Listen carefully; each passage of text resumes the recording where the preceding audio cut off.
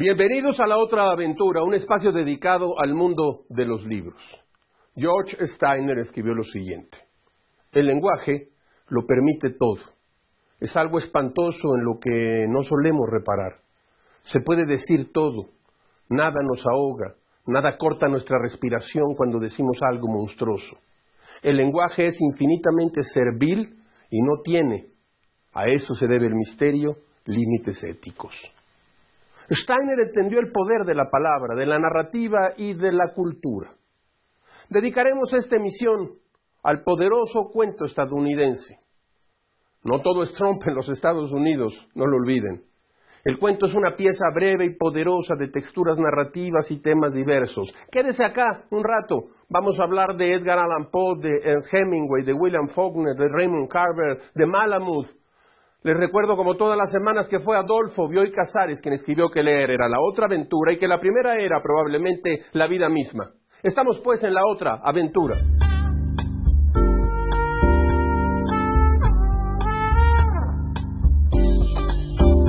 Hablemos entonces del poderosísimo cuento estadounidense. No de todo, solo de una parte, quizás la parte más moderna. En su ensayo clásico sobre 50 años de literatura norteamericana, en un libro que se llama En Tierra Nativa, Alfred Kissing observó que en 1925, cuando Ernest Hemingway publicó sus primeros cuentos, ya era el futuro más garantizado de la colonia de escritores norteamericanos en París. Hemingway tenía 27 años y la gloria literaria al alcance de la mano. 27 años, oye usted bien. La influencia de Raymond Carver, que nació en 39 y se quitó la vida en 88, en la narrativa estadounidense contemporánea, ha sido comparada con la que ejerció Hemingway sobre los jóvenes escritores de los años 30. La equivalencia es correcta. Cuando Raymond Carver publicó sus primeros relatos en la revista The New Yorker, los lectores encontraron en sus historias el imán irresistible de la vida norteamericana de los años 80. Por su parte, la crítica leyó en sus cuentos el punto más alto de una corriente que encapsuló, no siempre con exactitud, en el nombre de minimalismo o dirty realism o realismo sucio. The New Yorker presentó entonces a un autor magnético que ofrecía en cada texto una imagen de la vida y un concepto de la tragedia. El poder narrativo de Raymond Carver está contenido en 4 breves e intensos libros de cuentos. Estos son los títulos. ¿Quieres hacer el favor de callarte, por favor? ¿De qué hablamos cuando hablamos de amor? Catedral, 3 rosas amarillas. Los 4 publicados en español. La verdad, con poca fortuna y muchos hispanismos. Aquí los traigo yo, son los que yo he leído. Aquí tengo, miren ustedes, 3 rosas amarillas, desde luego anagrama. ¿Quieres hacer el favor de callarte, por favor? Catedral. Las mejores versiones de Carver al español son las traducciones que Laura Emilia Pacheco logró de 3 cuentos de Carver: Plumas, El Encargo y El Gordo, en un material de lectura publicado por la UNAM en 1993. A principios de los años 60, la revista The New Yorker presentó a un narrador originalísimo, crítico radical de la nueva sociedad norteamericana, hábil prosista de collage y fragmentos de escenarios en el límite de la vida cotidiana. ¿Quién era él? Donald Barthelme. En sus libros de cuentos City Life, de 70, Vuelve Dr. Caligari, de 71, y Prácticas Indecibles y Actos Antinaturales, de 72, y sus novelas Paraíso y Snow White. Barthelme destiló los más complejos y divertidos cuentos satíricos sobre modas, mitos e ideologías estadounidenses. Yo conservo aún, mire usted, en anagrama City Life. En anagrama también Vuelve Dr. Caligari y en anagrama también Donald Barthelme. Son viejos cuentos, supongo que se pueden, son viejos libros, quiero decir, supongo que se pueden conseguir todavía en las librerías versiones recientes. En un ensayo publicado en The New York Times, Book Review, en el año de 86, el escritor John Barth vio con claridad y explicó con precisión al minimalismo. Me refiero al cuento de moda, en particular al género de ficción concisa, oblicua, realista o hiperrealista, extrospectiva, fría en la superficie, ligera por su intriga, asociada desde hace 5 o 10 años a los nombres de excelentes escritores como Barthelmy, Ann Beattie, Raymond Carver, Bobby Ann Mason, James Robinson, Mary Robinson y Tobias Wolff, y a quienes para criticarlos y tranquilizarlos les llamó Diet Pepsi o neoprimitivo hemingwayismo posmoderno y posliterario, después de Vietnam. Eso dijo el malvado de John Barth. Estos minimalistas hacen, escribió un arte que, para retomar las palabras de su arcipreste Samuel Beckett, no quiere expresar nada salvo la obligación de expresar. Déjeme que le diga esto. En literatura la verdadera influencia está lejos de la imitación, aunque la contiene en su impacto primario. En su ensayo sobre las influencias, Carver escribió lo siguiente. Los escritores que cumplieron 40 años en la era de Ronald Reagan, Richard Ford, Robert Coover y Russell Banks, entre otros, recibieron la influencia definitiva de los temas, los tratamientos y las atmósferas carverianas. Estos autores concentraron su fuerza en el realismo y el regionalismo de la ficción estadounidense. Se trata de una vuelta a la vida diaria de los suburbios, de las grandes ciudades, del gran centro comercial como catedral, de la modernidad, a la zona industrial que contiene todo un universo y donde es posible un estudio profundo de la condición humana. Como en la obra de Carver, los personajes centrales de Ford, Coover, Banks o Russell son hombres y mujeres tocados por la pérdida, por el dolor y el fracaso. El estilo de la desesperanza carveriana es el de una prosa rápida de historias resueltas en frases cortas y rompimientos abruptos, donde el poder de la sugerencia se propone el territorio de lo explícito y cuya salida natural es el humor negro. Esta fórmula puesta en la novela ha sido una de las lecciones carverianas que recogieron estos novelistas, estos cuentistas que alcanzaron la madurez durante el conservadurismo reaganiano. Usted lo recuerda, Ronald Reagan, el actor, el presidente de los Estados Unidos, nada más alejado de la sencillez prosística de Ford, Banks o Russell o Coover que la superficialidad. Las obras de estos novelistas proponen una aspiración. Lo profundo es un viaje a lo esencial, no un camino a la complejidad oscura de la experimentación novelística. Escribir con claridad, eso es lo que se proponía. Este es el territorio común de El periodista deportivo de Richard Ford, La fiesta de Gerald de Robert Coover y Aflicción de Russell Banks. Su empeño intelectual no solo clausura el minimalismo, sino que regresa a la tradición de la novela norteamericana y confirma de paso la capacidad proteica de la tradición norteamericana, la fuerza de sus escritores para evadir las modas sin lesionar su literatura.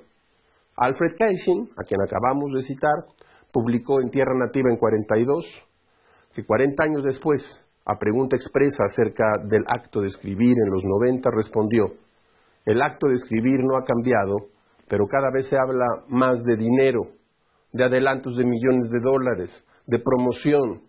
Digamos que si usted no desea hacerse rico con sus libros, si usted no sueña con que sus libros sean comprados por la televisión y el cine, el acto de escribir no ha cambiado demasiado. Escuchó usted bien.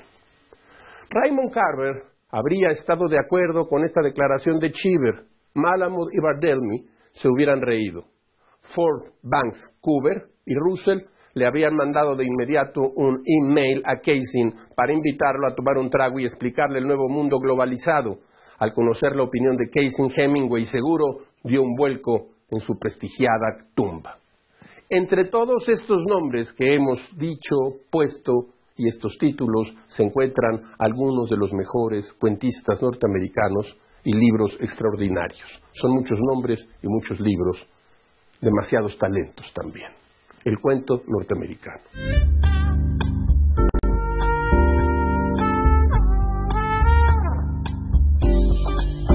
Pero Alfred Keysing, de quien acabamos de mencionar algunos de sus párrafos, no cuenta en su ensayo la historia de un éxito, sino una versión del fracaso. Un Hemingway, como Tarzán, le disputaba la vida al Hemingway escritor. En lo técnico y hasta en lo moral, Hemingway ejercería una profunda influencia sobre la literatura de los años 30. Como estilista y orfebre, su ejemplo fue magnético para los jóvenes que llegaron detrás de él. Este es el dios de bronce de toda la experiencia literaria de los Estados Unidos, pero, en un sentido, marca un fin tan claramente como un tiempo, y en un tiempo marcó el principio. El Dios de Bronce asaltó a la literatura con su leyenda el 2 de julio de 1961. Era una mañana de sol en Ketchum, Idaho. Hemingway se despertó antes que su mujer. Se dirigió a su armario y tomó una escopeta Boss de 2 cañones.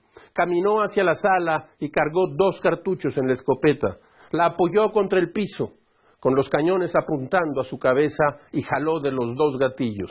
La deflagración le voló la tapa del cráneo. Fue imposible saber si apoyó los cañones contra la cabeza o en la boca.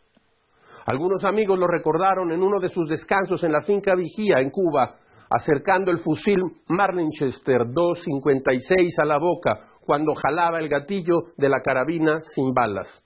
Hemingway sonreía y decía: esta es la técnica del harakiri con fusil. El paladar es la parte más suave de la cabeza, decía Hemingway. Se ha documentado con suficiencia la desintegración psíquica que sufrió Hemingway en su tiempo. Su mujer y sus amigos cuentan que padecía prolongadas etapas de insomnio y delirio de persecución. Aunque la Clinic Mayo de Rochester se rehusó a abrir su expediente, se supo que los médicos pusieron en la portada una frase: candidato al suicidio, hay que vigilarlo. Tampoco se conoce a fondo su relación con el psiquiatra Howard Rome, quien le dio de alta y lo mandó a su casa el 26 de junio de 1961. No necesito más psiquiatra que mi corona portátil 3, le dijo a su mujer, Martha Gellhorn, antes de pronunciar su frase favorita. Nadie puede vencer a un hombre que ha sido destruido, eso decía Hemingway. El día de su suicidio, la literatura norteamericana cerraba un capítulo de su historia. Ernest Hemingway.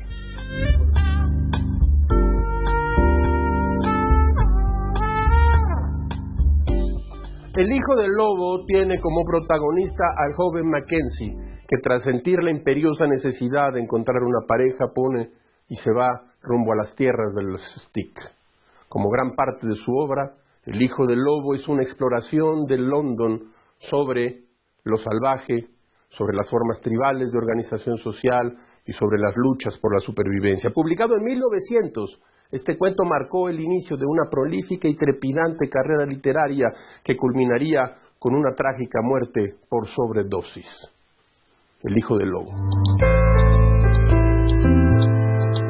El hombre raras veces hace una evaluación justa de las mujeres, al menos no hasta verse privado de ellas. No tiene idea sobre la atmósfera sutil exhalada por el sexo femenino mientras se baña en ella. Pero déjeselo aislado, y un vacío creciente comienza a manifestarse en su existencia, y se vuelve ávido de una manera vaga y hacia algo tan indefinido que no puede caracterizarlo.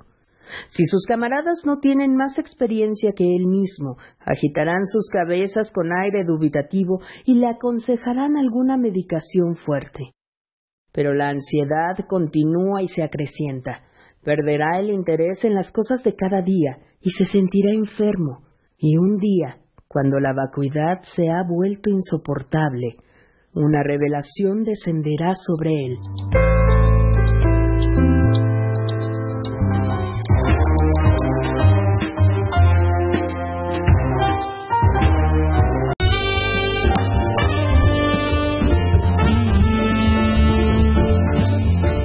De la mesa de novedades, Editoriales B nos ha hecho llegar este libro de Nuria Varela, Feminismo, la cuarta ola. Es la continuación de su aclamado, dicen los editores, Feminismo para principiantes. En este libro Varela realiza un análisis riguroso y esclarecedor de las últimas teorías, movilizaciones y propuestas del movimiento político y social que, con sus aciertos y contradicciones, está poniendo en jaque la desigualdad estructural de la sociedad. Políticas de la identidad, posfeminismo, feminismos poscoloniales, teoría, queer, transfeminismo, interseccionalidad, biopolítica y ciberfeminismo son algunos de los conceptos que se tratan en este nuevo libro, de lo más interesante en tiempos de monstruosos feminicidios. Se ha republicado apenas hace unos días uno de los grandes libros, no solo de Vicente Leñero, sino de la novela mexicana, Asesinato, con un prólogo de Juan Villoro, La mañana del 6 de octubre de 1978 fueron encontrados degollados a machetazos los cuerpos de la escritora Asunción Izquierdo, Ana Mairena, y de su esposo, el político nayarita Gilberto Flores Muñoz, en su domicilio de las Lomas de Chapultepec, en la Ciudad de México. Este doble crimen conmocionó a la sociedad de la época por lo macabro y morboso de los sucesos. Aparentemente, el nieto de la pareja era el asesino. Asesinato de Vicente Leñero, publicado en Seix Barral. De Luis Landero, Lluvia Fina, colección Andanzas en Tusquets. Tras mucho tiempo, sin apenas verse, Gabriel decide llamar a sus hermanas y reunir a toda la familia para celebrar el 80 cumpleaños de la madre y tratar así de reparar los viejos rencores que cada cual guarda en su corazón y que los han distanciado durante muchos, muchos años. Luis Landero nació en Badajoz en 1948. Es licenciado en Filología Hispánica por la Universidad Complutense. Un autor notable y un libro que, sin duda, es de lo más interesante de la temporada. De la mesa de novedades. Joyce Carol Oates es una prolífica escritora estadounidense que tiene más de 100 libros publicados entre novela, cuentos, obras de teatro, ensayos y cuentos para niños. El tema que obsesiona a esta autora es la violencia. Ese tipo de violencia que no se ve a simple vista, pero que abunda en el ambiente y termina por arrasar con todo. Varias veces le han preguntado el porqué de su interés por este tema, y ella contesta: la pregunta siempre es insultante, la pregunta siempre es ignorante, la pregunta siempre es sexista. Uno de sus mejores libros de relatos es Desmembrado. El cuento que da título al libro narra la relación entre una niña y un tío lejano que es joven y guapo, pero que siempre está a punto de cometer un crimen mientras ella procura protegerlo. En todos los relatos, las mujeres protagonistas son objeto de violencia o la ejercen despiadadamente para defenderse.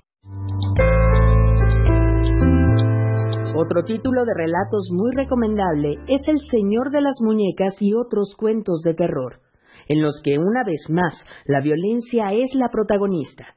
Hombres que coleccionan muñecas que alguna vez fueron niñas, hombres que vuelven locas a sus mujeres para luego asesinarlas, familias que supuestamente adoptan niños que terminan en una mejor vida.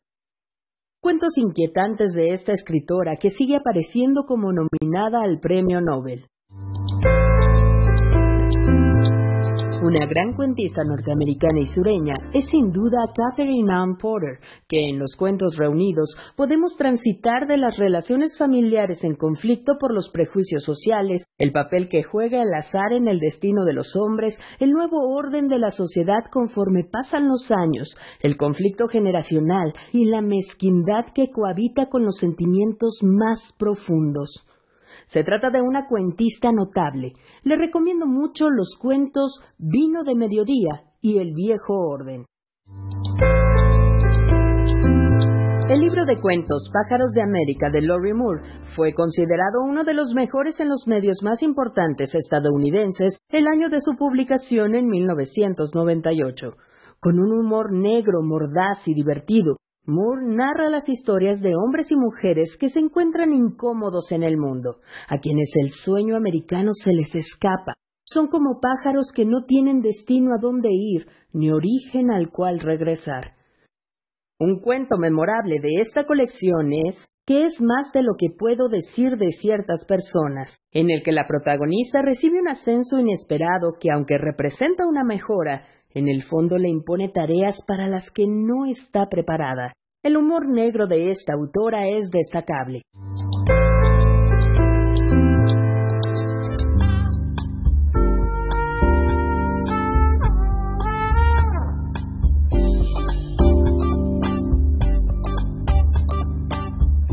Edgar Allan Poe, famoso no solo por sus cuentos, sino por su temperamento melancólico y por haber perdido la razón, una razón alcohólica antes de su muerte, decía que la ciencia no nos ha enseñado aún si la locura es o no la más sublime de las inteligencias. Entre sus relatos más famosos se encuentran El corazón del ator, La barrica de Amontillado, El escarabajo de oro, Berenice o Los crímenes de la calle Morgue, pero su producción literaria es extensa y en la gran mayoría se puede reconocer la maestría para desarrollar personajes, su imaginación desbordada y su aguda observación de la sociedad en la que vivió. Sus cuentos están plagados de misterios que trascienden el simple relato policial y en donde lo más retorcido de la naturaleza humana se esconde debajo de una duela, de un muro o dentro de alguna mujer.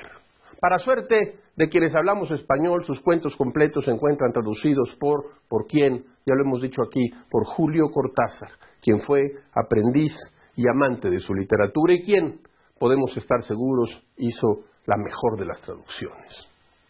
Graham Greene dijo que tras la muerte de D.H. Lawrence, la prosa norteamericana solamente tenía a Carson McCullers y a William Faulkner como escritores con sensibilidades poéticas originales. De los tres, Greene prefería los relatos de McCullers porque, a diferencia de Lawrence y Faulkner, los textos de McCullers eran más claros y no pretendían transmitir un mensaje.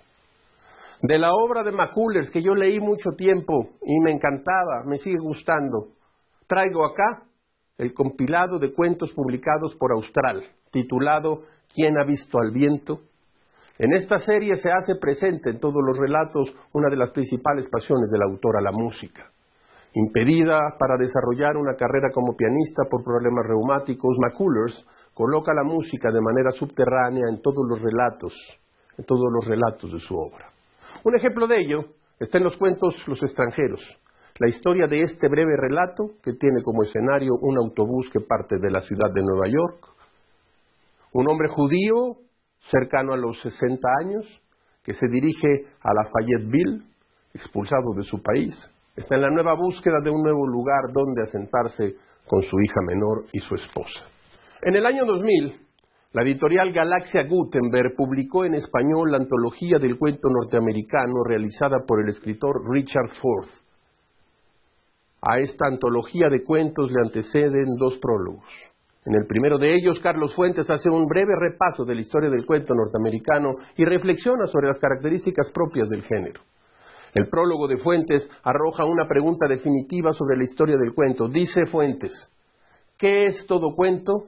Al cabo, sino un capítulo más de la interminable historia de Sherezada, obligada a contar cada noche un cuento nuevo para no morir al día siguiente. El cuento, dice Fuentes, es tan antiguo como la humanidad. El cuento, a diferencia de la novela, probablemente no logra acercarse a la complejidad de la vida y del arte, pero a diferencia de estos, el relato corto nos devuelve a la vida con algo más de lo que teníamos antes.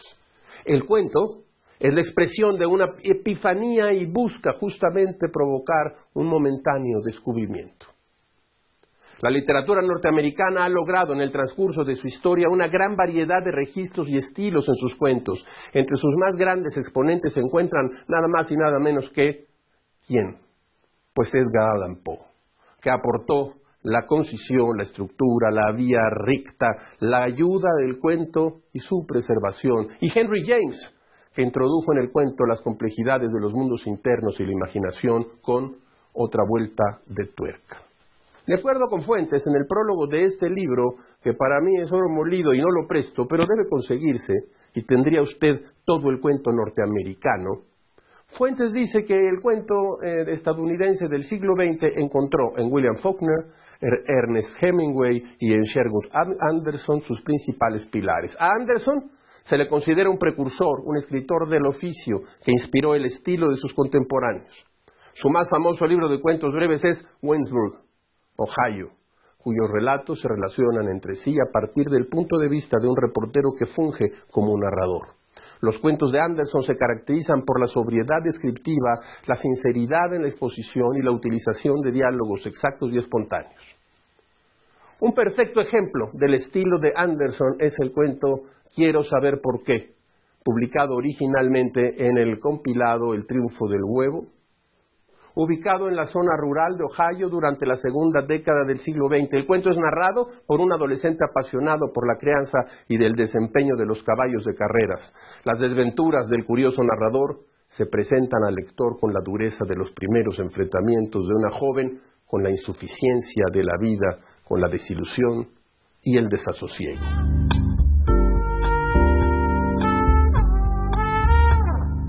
Como suele ocurrir, el tiempo pasa y nos deja atrás. El cuento norteamericano es tan poderoso que hemos tenido que dejar fuera muchísimos libros. Mire usted, traía yo Grace Paley. Más tarde, el mismo día, grandísima escritora. De Grace Paley también, batallas de amor. Luego un grandísimo escritor de cuentos norteamericano, Harold Brodsky, relatos a la manera clásica. Hablamos de Richard Ford, el periodista deportivo, y cómo hablar del cuento norteamericano sin mencionar a Truman Capote. Este libro de Lumen se llama Los primeros cuentos.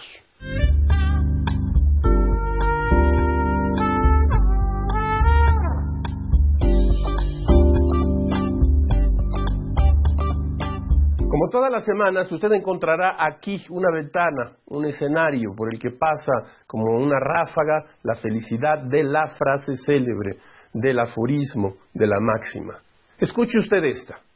En las tinieblas, la imaginación trabaja más activamente que en plena luz. Kant. Hemos llegado así al final de esta emisión y de esta aventura. Soy Rafael Pérez Gay y los espero la próxima semana. Abres una puerta y detrás de ella aparece un mundo, eso es un libro.